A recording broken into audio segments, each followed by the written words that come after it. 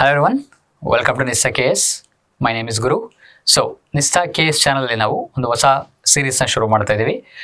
ಈ ಸೀರೀಸ್ನ ಮುಖ್ಯ ಉದ್ದೇಶ ಏನಂತಂದರೆ ಎಲ್ಲ ಕಾಂಪಿಟೇಟಿವ್ ಎಕ್ಸಾಮ್ಸ್ಗಳಿಗೆ ನಮ್ಮ ಒಂದು ಹಿಸ್ಟ್ರಿ ಅನ್ನೋ ಒಂದು ಸಬ್ಜೆಕ್ಟನ್ನು ಪ್ರೆಸೆಂಟ್ ನಾವು ಸಿಂಪ್ಲಿಫೈ ಮಾಡುವಂಥದ್ದು. ಓಕೆನಾ? ಸೊ ಯಾವ ರೀತಿ ಸಿಂಪ್ಲಿಫೈ ಮಾಡೋಣ ಅಂತಂದರೆ ಇದು ಲಾಂಗ್ ವೀಡಿಯೋಸ್ ಫಾರ್ಮ್ಯಾಟಲ್ಲಿ ನಾವು ಮಾಡೋದಿಲ್ಲ. ಸೊ ಶಾರ್ಟ್ ವೀಡಿಯೋಸ್ ಫಾರ್ಮ್ಯಾಟ್ಸಲ್ಲಿ, short in the sense maximum 15 ನಿಮಿಷ 20 ನಿಮಿಷ ಅಷ್ಟು ಕಾನ್ಸೆಪ್ಟ್, ಅಷ್ಟರೊಳಗಡೆ ಒಂದು ಕಾನ್ಸೆಪ್ಟ್ಗಳನ್ನ, ಒಂದು ಅಥವಾ ಎರಡು ಕಾನ್ಸೆಪ್ಟ್ಗಳನ್ನ ನಾವು ಕಲಿಯುವಂಥ ಒಂದು ಪ್ರಯತ್ನವನ್ನು ಮಾಡ್ತಾ ಹೋಗೋಣ. ಸೊ ಪ್ರತಿಯೊಂದು ಇಶ್ಯೂ ಸಹ ಕವರ್ ಆಗುತ್ತೆ. ಇದೇ ಸೀರೀಸ್ ಇದೇ ರೀತಿ ಕಂಟಿನ್ಯೂ ಆಗ್ತಾ ಹೋಗುತ್ತೆ. ಏನ್ಷಿಯಂಟ್, ಮೆಡಿವಲ್, ಮಾಡರ್ನ್, ಓಕೆ, ಮತ್ತು ನಂತರ then we can say Karnataka histories ಆಗಿರ್ಬೋದು, ಪ್ರತಿಯೊಂದು ನಾವು ಕವರ್ ಮಾಡ್ತಾ ಹೋಗ್ತೀವಿ. ಓಕೆನಾ? ಸೊ ಮೊದಲನೇ ಕಾನ್ಸೆಪ್ಟ್ನ ಇವತ್ತು ಕಲಿಯೋಣ.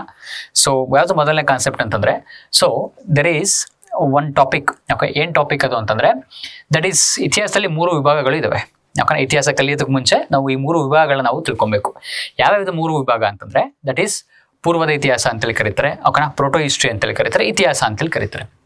ಓಕೆ, ನಾವು ಇತಿಹಾಸ ತಿಳ್ಕೊಳ್ಳೋದು ಮುಂಚೆ ಇತಿಹಾಸದ ಮುಂಚೆ ಏನಾಗ್ತಾ ಇತ್ತು, ಓಕೆನಾ, ಏನದು ಪೂರ್ವದ ಇತಿಹಾಸ ಅಂದರೆ ಏನು, ಪ್ರೀ ಹಿಸ್ಟ್ರಿ ಅಂತಂದ್ರೆ ಏನಂತಂದರೆ ಇದು ಬರವಣಿಗೆಗಳ ಮುಂಚೆ ನಡೆದಂಥ ಕೆಲವು ಘಟನೆಗಳನ್ನ ನಾವಿಲ್ಲಿ ತಿಳ್ಕೊಳ್ಳಿಕ್ಕೆ ಪ್ರಯತ್ನ ಮಾಡ್ತೀವಿ. That is we can talk about events before writing.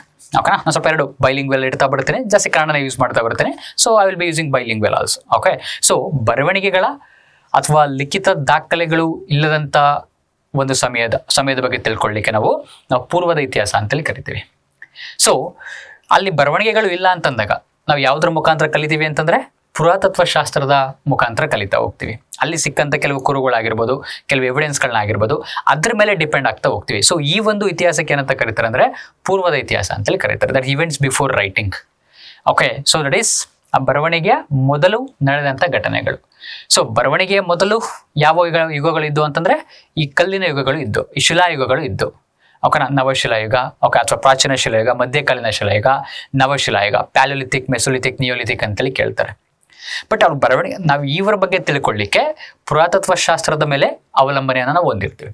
So ಈ ಪುರಾತತ್ವ ಶಾಸ್ತ್ರದಲ್ಲಿ ಈ ಕೆಲವು ಕಲ್ಲಿನ ಉಪಕರಣಗಳನ್ನ ನಾವು ಎಕ್ಸ್ಕವೇಟ್ ಮಾಡಿರುವಂಥದ್ದು, ಅವರು ಯೂಸ್ ಮಾಡೋಂಥ ಕೆಲವು ವಸ್ತು ಅವಶೇಷಗಳನ್ನ ನಾವು ಎಕ್ಸ್ಕವೇಟ್ ಮಾಡುವಂಥದ್ದು, ಅವರು ಯೂಸ್ ಮಾಡಿದಂಥ ಮಡಿಕೆಗಳನ್ನ ನಾವು ಎಕ್ಸ್ಕವೇಟ್ ಮಾಡಿ ಅವ್ರ ಬಗ್ಗೆ ತಿಳ್ಕೊಳ್ಳುವಂಥದ್ದು. ಓಕೆನಾ? ಸೊ ಈ ಕಲ್ಲಿನ ಯುಗಗಳು ಏನನ್ನ ಸೂಚಿಸುತ್ತೆ ಅಂತಂದ್ರೆ ಯಾವ ರೀತಿ ಶಿಲಾಯುಗದ ಕೆಲವು ತಂತ್ರಜ್ಞಾನ ಬೆಳೀತಾ ಹೋಗ್ತಿತ್ತು ಅಂತೇಳಿ.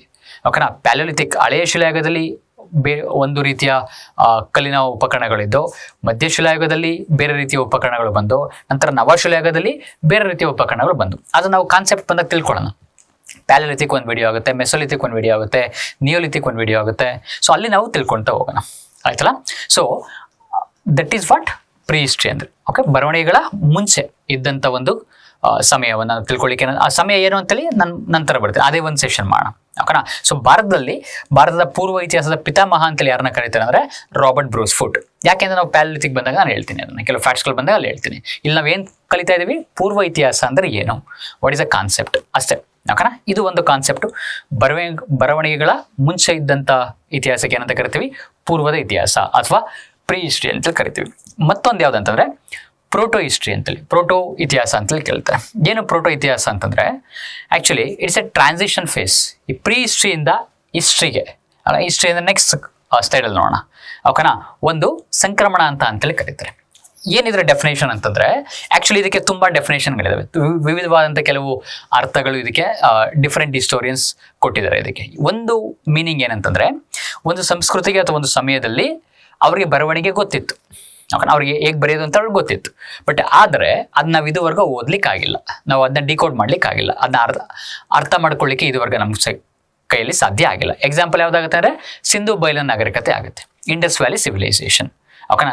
ಒಂದು ಸಂಸ್ಕೃತಿಗೆ ಲಿಪಿ ಅಥವಾ ಸಾಹಿತ್ಯ ಇದೆ, ಆದರೆ ಅದನ್ನು ಇನ್ನೂ ನಾವು ಅರ್ಥೈಸಲಾಗಿಲ್ಲ. ಓಕೆನಾ? ನಾವು ಅದನ್ನ ಏನು ಮಾಡೋಕ್ಕಾಗಿಲ್ಲ, ಡಿಕೋಡ್ ಮಾಡೋಕ್ಕಾಗಿಲ್ಲ. ಇನ್ನೂ ಒಂದು ಡೆಫಿನೇಷನ್ ಇದೆ. ಹಾಗೆ ಹೇಳಿದ್ನಲ್ಲ, ತುಂಬ ಕೆಲವು ಡೆಫಿನೇಷನ್ಗಳಿವೆ. ಇನ್ನೊಂದೇನು ಡೆಫಿನೇಷನ್ ಅಂತಂದರೆ ಒಂದು ಸಂಸ್ಕೃತಿ ಅದೇ ಸಮಯದಲ್ಲಿ ಮತ್ತೊಂದು ಸಂಸ್ಕೃತಿಯಲ್ಲಿ ಅದರ ಬಗ್ಗೆ ಉಲ್ಲೇಖವನ್ನು ಮಾಡ್ತಾರೆ, ಒಂದು ಸಮಕಾಲೀನ ಸಂಸ್ಕೃತಿಯಲ್ಲಿ. ಎಕ್ಸಾಂಪಲ್ ಏನಂತಾರೆ, ಅದೇ ಇಂಡಸ್ ವ್ಯಾಲಿ ಸಿವಿಲೈಸೇಷನ್ ತಗೊಂಡಾಗ ಅದೇ ಸಮಯದಲ್ಲಿ ಮೆಸೊಪೊಟೋಮಿಯನ್ ಸಿವಿಲೈಸೇಷನ್ ಅಂತೇಳಿ ಇತ್ತು ಈ ಪರ್ಷಿಯನ್ ಲ್ಯಾಂಡ್ಸಲ್ಲಿ, ಅಲ್ಲಿ Iran, Iraq, Tigris river, Euphrates river, ಆ ಒಂದು ರೀಜನಲ್ಲಿ. ಸೊ ಆ ಮೆಸೊಪೊಟೋಮಿಯನ್ ಸಿವಿಲೈಸೇಷನ್ ಸಾಹಿತ್ಯದಲ್ಲಿ ಇಂಡಸ್ ವ್ಯಾಲಿ ಸಿವಿಲೈಸೇಷನ್ ಬಗ್ಗೆ ಉಲ್ಲೇಖವನ್ನು ಮಾಡಿದ್ದಾರೆ. ಅದು ಎರಡನೇ ಡೆಫಿನೇಷನ್. ಓಕೆನಾ? So example is Indus valley civilisation. Proto ಹಿಸ್ಟ್ರಿಗೆ ಮತ್ತೊಂದು ಎಕ್ಸಾಂಪಲ್ ಏನು ಅಂದರೆ ವೈದಿಕ ಸಂಸ್ಕೃತಿನ ಸಹ ಪ್ರೋಟೋ ಹಿಸ್ಟ್ರಿ ಅಂತೇಳಿ ಕೆಲವರು ಕರೀತಾರೆ. ಯಾಕೆ ಅಂತಂದರೆ ವೇದಗಳು ಆರಂಭದಲ್ಲಿ ಮೌಖಿಕವಾಗಿ ರವಾನೆ ಆಗ್ತವೆ. ಯಾಕೆಂದರೆ ಅವ್ರಿಗೆ ಯಾವ ಥರದ ಒಂದು ಲಿಪಿ ಇರಲಿಲ್ಲ ಆ ಸಮಯದಲ್ಲಿ. ಯಾಕಂದ್ರೆ ಮೌಖಿಕವಾಗಿ ರವಾನೆ ಆಗುತ್ತೆ. ಆ ಒಂದು ಸಂಸ್ಕೃತಿಗೂ ಸಹ ಲಿಖಿತವಾದಂಥ ಸಾಕ್ಷ್ಯಗಳು ಲಭ್ಯವಿಲ್ಲ. ಎಸ್, ವೇದಗಳನ್ನ ಬರೆದಿಟ್ಟಿದ್ದಾರೆ. ಯಾವಾಗ? ಅದು ತುಂಬ ನಂತರದ ಕಾಲದಲ್ಲಿ. ಓಕೆನಾ? ಸೊ ಕ್ರಿಸ್ತ ಶಕ ಆ ಕಾಲಗಳಲ್ಲಿ ವೇದಗಳನ್ನು ಬರೆದಿಟ್ಟಿದೆ. ಯಾವಾಗ ಲಿಪಿ ಉದಯ ಆಯಿತು, ಓಕೆನಾ, ಯಾವಾಗ ಲಿಟ್ರೇಚರ್ ಸೊಸೈಟಿ ಅನ್ನೋದು ಡೆವಲಪ್ ಆಗ್ತಾ ಬರುತ್ತೆ, ಆಗ ವೇದಗಳನ್ನ ಬರೀಲಿಕ್ಕೆ ಶುರು ಮಾಡ್ತಾ ಬರ್ತಾರೆ.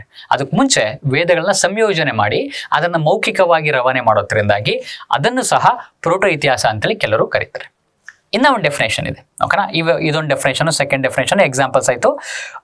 ಇನ್ನೊಂದು ಡೆಫಿನೇಷನ್ ಏನಂತಂದರೆ, ಈ ಪದವನ್ನು ಯಾವುದಕ್ಕೆ ಬಳಕೆ ಮಾಡ್ತಾರೆ ಅಂತಂದರೆ, ಸಂಕ್ರಮಣ ಅಂತ ಕರೆದ್ರೆ ಟ್ರಾನ್ಸಿಷನ್ ಫೇಸ್ ಅಂತೇಳಿ, ಈ ಆಹಾರ ಉತ್ಪಾದನೆ ಆರಂಭದಿಂದ, ಈ ಆಹಾರ ಉತ್ಪಾದನೆ ಯಾವಾಗ ಶುರುವಾಗುತ್ತೆ, ಕೃಷಿ ಯಾವಾಗ ಆರಂಭ ಆಗುತ್ತೆ ಅಂದರೆ ನವಶಿಲಾಯುಗದಲ್ಲಿ ಆರಂಭ ಆಗುತ್ತೆ, ಡ್ಯೂರಿಂಗ್ ನಿಯೋಲಿಥಿಕ್ ಟೈಮ್ಸ್. ಅಲ್ಲಿಂದ ಹಿಡಿದು ಕಬ್ಬಿಣದ ಕಂಡುಹಿಡಿತಾರಲ್ಲ ಕಬ್ಬಿಣವನ್ನು, ಆ ಸಮಯದ ತನಕನೂ ಸಹ ಅದಕ್ಕೆ ಪ್ರೋಟೋ ಹಿಸ್ಟ್ರಿ ಅಂತೇಳಿ ಕೆಲವು ಹಿಸ್ಟೋರಿಯನ್ಸು ಹೇಳಿದ್ದಾರೆ.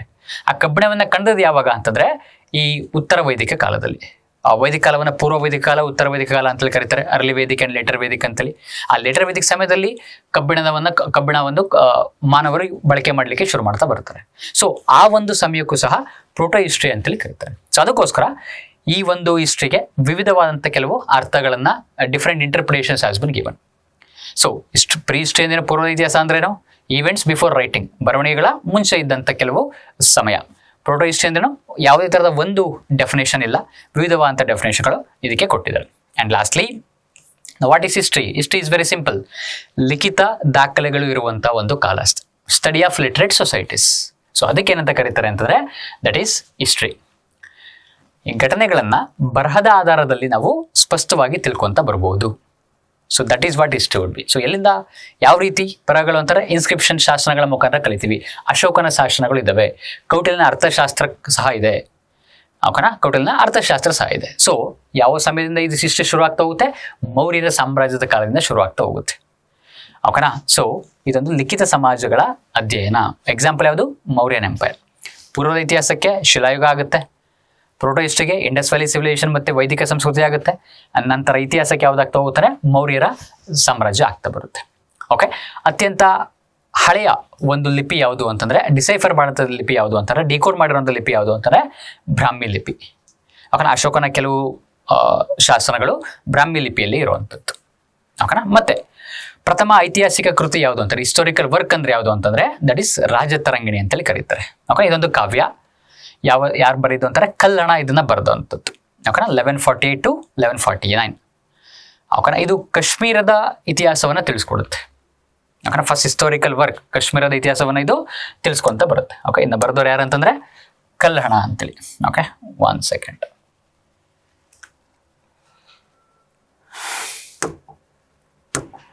Okay, so Rajatarangini was written by ಕಲ್ಲಣ.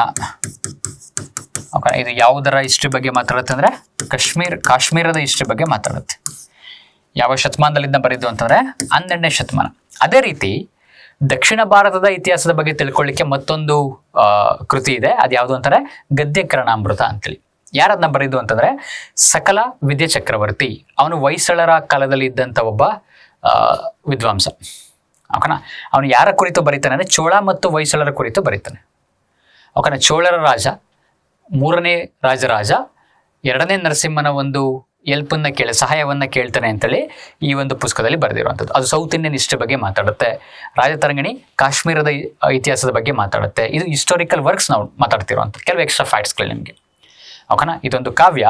ಇದೊಂದು ಆ್ಯಕ್ಚುಲಿ ಇದು ಸಹ ಸಂಸ್ಕೃತದಲ್ಲೇ ಇರುವಂಥದ್ದು. ರಾಜತರಂಗಿಣಿ ಸಹ ಸಂಸ್ಕೃತದಲ್ಲೇ ಇರುವಂಥದ್ದು. That is in Sanskrit. Okay, so but ಇದು ಪ್ರೋಸ್ ಇದೆ ಆ್ಯಕ್ಚುಲಿ, ಅಂದರೆ ಗದ್ಯ. ಅದು ಕಾವ್ಯ, ಇದು ಗದ್ಯ. ವರ್ಸ್.